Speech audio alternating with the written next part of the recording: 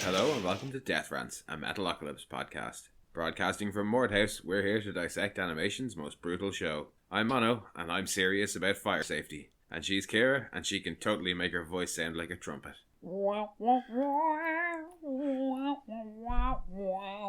Hey guys, how's it going? Oh, I love their idiocy. I mean, we always love their idiocy, but it's particularly front and center in this episode. Or this half, anyway. Yeah. Because it is Dethrelease Part I. But yeah, it's back to proper hilarious nonsense inside Mordhaus after a kind of disappointing episode last week. This week's just gold. Between them talking about sucking themselves off and trying to suck themselves off, and then just the nonsense that goes on in the boardroom. Whatever's happening with Toki. Yeah, the constant comments about it. Yeah, it's great. It's back on form. Yeah, it's very much them just hanging out, even though Charles is basically orchestrating this massive release party and everything behind the scenes, and they just can't be arsed. Oh, it's just another day at Mordhaus for them. Yeah. This is just normal for them. This is like they just know they have to be there at a certain time. It's just and Tuesday. They can't even be there at that time. No, well, we did that's into the next episode, but we'll do a summary and then get into this episode. With the release of the album imminent, Deathclock prepares for the show and CD release party by trying to suck themselves off. Meanwhile, Charles is actually preparing for all eventualities, and Toki is day drinking. Toki, so Squizgar and Toki are watching a very heavily pixelated, censored to fuck, whatever. The episode starts with news. Yeah. A very brief news bit about... albums coming out, everything's great, there's going to mayhem. be huge. Crozier has been promoted to head of the military. Or head of all security, he's like a chief of staff type deal. Yeah. And the Deathclock Minute host is just talking about the party and the show for however multiple many fans. Compound home. Yes. Multiple compound fortress home, I think is how it's described later on. But yeah, then in Mordhaus, Toki and Squizgar are looking at a very pixelated screen that and being like, oh my god. Apparently somebody sucking themselves off. Ron Jeremy? Yeah, well, he is the one who has horrible dickhead. Yeah. Ron Jeremy does have that very good line about sucking your own dick, and how on one hand it's great because there's a pair of lips on your dick. But on the other hand, it's horrible because there's a dick on your lips. Yeah. But they are discussing the finer points of auto-fellatio. I'm realising that Toki's drinking straight vodka at like noon. Yeah, Scar's like, Toki, is that vodka? And he's like, yeah. He's like, it's like 12 o'clock. And he's like, oh, thanks, Big Ben. Now I know what time it is. Oh, he's so sassy. And he's just weaving so angrily slightly. Sassy. Oh yeah, and he gets worse as the scene goes on. Yeah. But yeah, they're interrupted by Nathan, and they turn around, and he's reading the paper and wearing his little reading glasses. Yeah, he's like, "Hey, you guys talking about sucking your own? You know what?" He's like, "I thought that video was CGI, but it's real." Can you imagine? Yeah, I'd be like, what? I wouldn't even be in a band. Yeah, Scare's like, what's the point? Yeah, he's like, everything we do is to get somebody else to do that for you. But Toki then coming out with this is why he doesn't believe in evolution, because the lips would be longer or something. Yeah, I can't remember what Such a good line. I can't remember what one of them like, says. Toki, are you drunk? No, I think Pickle says that afterwards, but there's a line where somebody says something to Nathan about how, you know, you never could. And he's like, oh, but if you could. Yeah. And then, Pickle comes in and addressing He's like, I'd never leave, I'd move back. Yeah, I'd move back in with my parents. Well, he's like, are you guys talking about, sucking you know what? I find it hilarious that they all are just not saying dick or penis. They're just like, But yeah, he's like... Yeah, the realisation that none of them would be in a band at all. They'd just be at home all day doing that. Yeah. And Pickles is like, what do you think I was trying to do before I came down here to talk to you guys?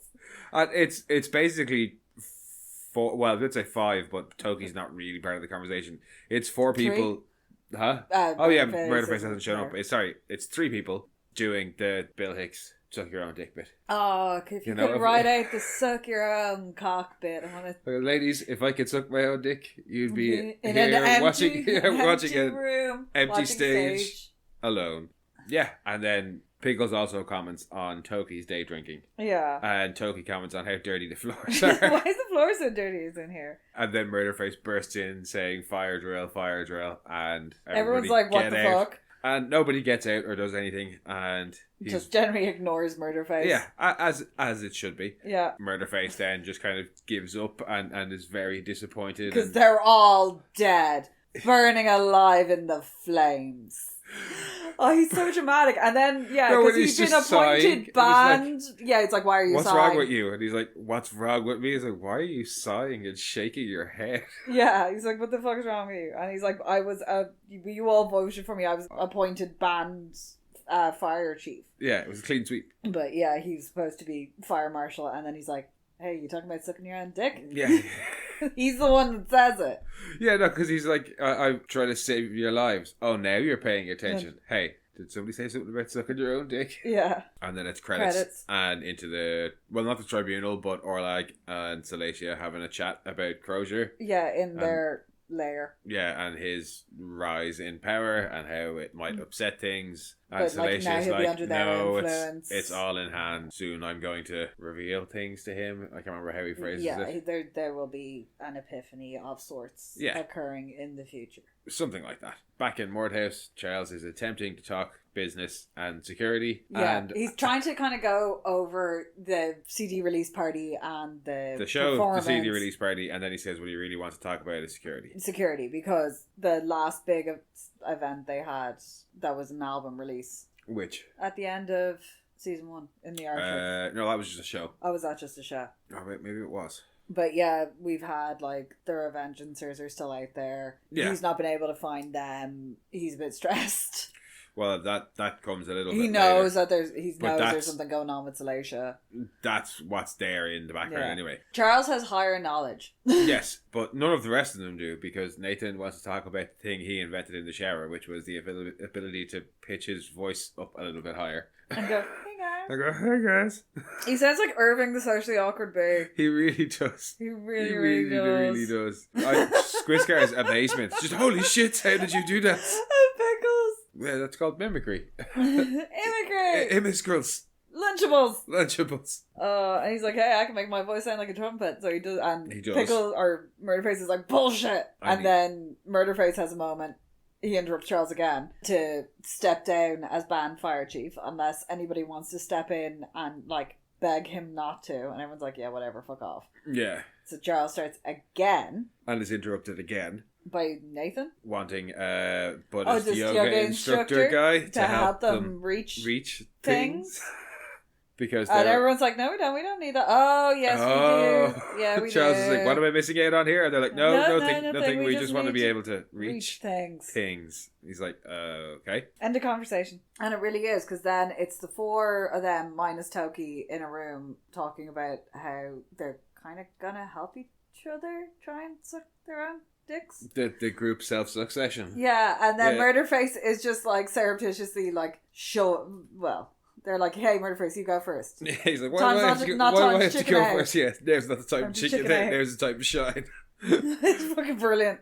Oh no, we skipped over 2 very short scenes of the big UN council Crozier thing. kind of addressing the UN about Death Clock and their Revengeancers, which is that whole thing about how they're the 7th biggest economy and the world is relying on Death Clock and the Revengeancers are going to get in the way of that, basically. Crozier vows to stop them. And the UN council thing, which looks like something out of the Galactic Empire, is like collectively losing its shit. More or less, yeah. I was like, why the fuck is Stampington there? I forgot he was a senator for a minute. Yeah. I was just like, why the fuck is he there? Oh yeah, he's a senator. We actually see what the Revengers, a little bit of what the Revengers are up to, because Edgar's giving a speech to his brain. Why he needs to give a speech to brainwash people, I don't know, except maybe just egotism. Dramatics. Yeah. He's a theatre kid. Yeah, he's giving a speech. We used to die for Death Clock. Yes. Now it is time for Death Clock to die for us. Maybe he was hoping for somebody to do like a big Magneto speech. I think that's what he was going for. Yeah, he kind of failed at that. Yeah, he has his little speech, and we see all the brainwashed people and their fancy new weapon. I like the big green orb thing. Yeah, that's their fancy new weapon. Yeah. And some sort of sound weapon as well that they want to deploy. Yeah. And he's also teamed up with what's-her-face Tits McScary. Lavona Sukiboso. Yeah. Yeah, that comes a little bit later, but that's literally just him being like, yo, let's join team my up. alliance, and she's like, yo, yeah. And he's you- like, once you've used Nathan for whatever you intend to use him and his tidy whities for, can I have him back and kill him? And she's like, cool. Yeah, that's all that is. Yeah. But then, more importantly, back to the group self-succession. Murderface is... Now, Sans Pants. Yeah, is up first. And Pickles is in an unfortunate position. Yeah, Pickles is gone by the folding him down by the like ankles. A pretzel. Yeah. And telling him to suck his stomach in while Murderface is just like, in the way. push my body down. Push my body down. And the hand's like reaching out behind him. Yeah, that sorry scene causes Nathan to have a realization that what they are doing is perhaps a tad homosexual. Yeah. And not in that sense that like early to mid 2000s sense, well even later than that I suppose, but that general 2000s sense of gay is bad. No, he literally means gay. Like this is gay. Yeah, but they're interrupted by Toki, who's like, "Hey, you're trying to suck your own dicks without me." And let me join in. And then falls down the stairs. So they dump him in the shower with a head wound, and they're like, "It's okay, he's still breathing." Yeah, he's still breathing. He'll it's be all fine. right. And then we get the reveal that the band, when they formed, swore an oath to never care. Basically, yeah, to Show never no intervene interest. or share any interest or show any interest in the other bandmates' personal lives. But they lives. decide that bitching about Toki drinking is okay. They just can't show interest in it. Yeah, so they proceed to bitch about him drinking. I mean, like, yeah, he's like straight up fucked. And then they're like, maybe it's to do with, like, Nathan's like, maybe it's to do with all the shit he's been through. Yeah. They're like, that's starting to sound a lot like Karen. Close to something like showing concern, Nathan. And then Toki wakes up and is like, wait, and then falls over. Basically, yeah, wakes up and falls straight back up. And then Nathan goes, whoopsie daisy. It's fucking brilliant. They all kind of laugh and are like, you bum. Before they disperse, as Nathan phrases it. Yeah. He thinks that they should just abandon. Put it all behind them and stop trying to suck their own dicks. Basically what Toki was saying at the very start when he was like, no, this can only lead to disappointments. Yeah. And he says it's not very metal. And Murderface is like, but we're failures. And he's like, no, just leave it be. So they say that they will. And then all that's left is Charles runs his checks, basically. Yeah. The pre-show checks that all the security is proper and whether everything's or not briefed, all this. Yeah, people have their dossiers on persons of interest, and he asks about the masked metal assassin and whether or not they've tracked him down. They like, haven't, no. and he very, very cheesily is like, "Where are you, you crafty son of a bitch," or something more or less to that effect. And that is where we are ending the episode today, because it's where part 1 ends. No kill count this week. No. They will make up for it next week. I know that for sure. Lots of people dying next week. This was just pure them being stupid. It's what they do on a day-to-day basis. It's classic Mordhaus antics. Yeah. Classic Mordhaus antics. That's what this episode was, and I loved it. I was all about it. Toki drunk is hilarious. Just kind of angry drunk as well, because when anytime he's called on it, he's just like, I know what I'm doing, fuck off, leave me alone. And he doesn't. He really doesn't. Because it's really funny, because every other time you've seen Toki drunk, he's like, I'm going to go throws up now. Or like falls and rips the dress off a lady. Toki can't handle his booze. That is so the Toki thing. Maintaining that level of drunk is quite impressive. Because at the wedding, that's like, well, he's so fucked when he throws up on that. I'm going to get throws up and take a nap. So, metal trivia for the week then. Yep. I guess I didn't know all that stuff was metal. No, hang on. I have done that thing where I've just gotten the trivia for both episodes. So one moment while I see what's relevant to this episode.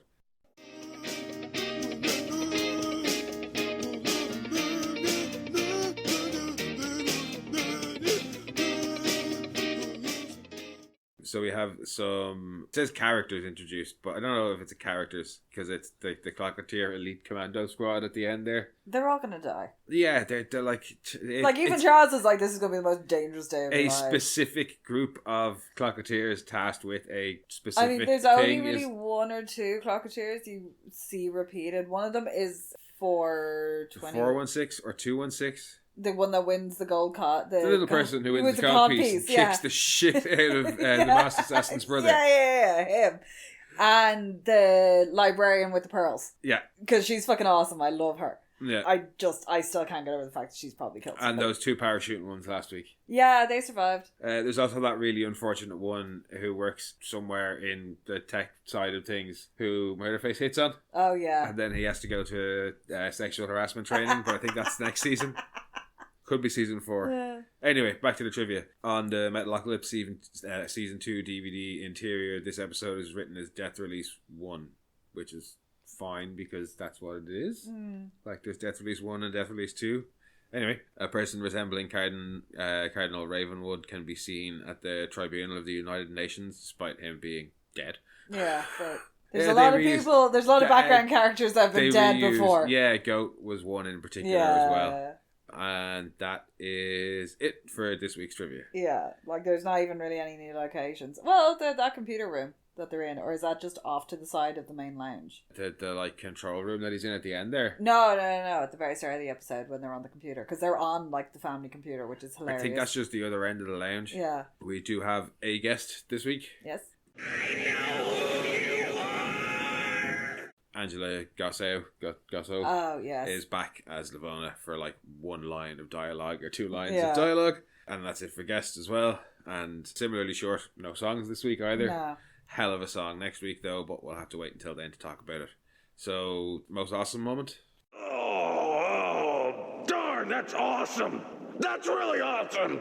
Probably Toki falling downstairs. Yes, no, I think I've referred to it as the ramifications of auto-fellatio. That conversation that they have about why they wouldn't be in a band anymore and all that stuff, it just cracks me up every time. Although a close second has got to be Squiscar's reaction to Nathan's high-pitched voice. Yeah. Toki falling down the stairs is pretty good though. Yeah. But that is actually kind of my most brutal. Oh, that's brutal. No, it's him falling in the shower. Yeah, it's Toki after the stairs is what I have as my most brutal. Just him lying in the shower, bleeding from the head wound, and then waking up. Well, the 4 of them bitch about him. Then he wakes up and and falls over again. Yeah, that's what I have as well. So that just leaves favourite quote. Don't quote me on that. That's why I don't believe in evolution. The lips would be longer or something. It's fucking hilarious. Toki has a couple of great ones. Like this, why is the floor so dirty? This floor sure is dirty. How do these floors get so dirty? And the big gee, thanks Big Ben. Now I know what time it is. But no, there's something about just not you'd be missing a rib or your spine would be more flexible. The lips would be longer. Which is a your dick would be longer. It's a horrifying image. Image girls. Lunchables. And then for non-Toki lines, I have also got that sounded dangerously close to showing interest, Nathan. No, I'm sorry. Whoopsie daisy. Yeah. Nathan giggling, saying whoopsie daisy to Toki face planting in the shower. Sucking your own isn't very metal. Or yes, we want spiritual thing. Yeah. I don't know. It's hard to pick this week. No, it's what Nathan saying whoopsie daisy.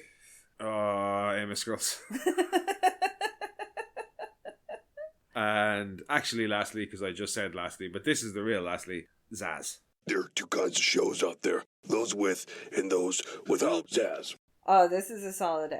It's just a really funny standalone episode. You don't need to watch it as the lead into the second episode. Well, you kind of do because... Well, it is important, but it is also just really... It's just a really funny episode without that framing. Yeah, exactly. I was going to say, just only for the fact antics. that the episode just ends and the next episode will just start with no context. It is just hilarious. It's hilarious on its own, yeah. Especially as opposed to... Well, no, because I was going to say as opposed to Snakes and Barrels 2 Part 1, but Snakes and Barrels 2 Part 1 had the lamp smashing, which was 40% of the episode. The rest of the episode was fine. Yeah, but, lamp smashing. It was all front loaded in that lamp all smashing. Just trying to suck their own dicks. This is the whole way through from them talking about doing it to them trying all the major plot points of the episode, that all this stuff that's happening about the this concert and the CD release, that's all background because and it's absolutely inconsequential to them. Yeah, 100%. You're just no, suck my own dick, gonna try it, fixated on it now. Yeah, it's so funny. Yeah. It's so funny. Yeah, I think 8's fair. So that covers it for Dethrelease Part 1. Next week is obviously Dethrelease Part 2. As ever, guys, thank you for joining us. And in the meantime, if you want, you can head back and listen to our previous episodes or our other podcasts, Mono Rants the Boys and Mono Rants at the Movies. Or you can come and chat with us on Blue Sky at Death Rants, or send your own rants to monorantspodcast@gmail.com. And we'll catch you all next week. Bye-bye.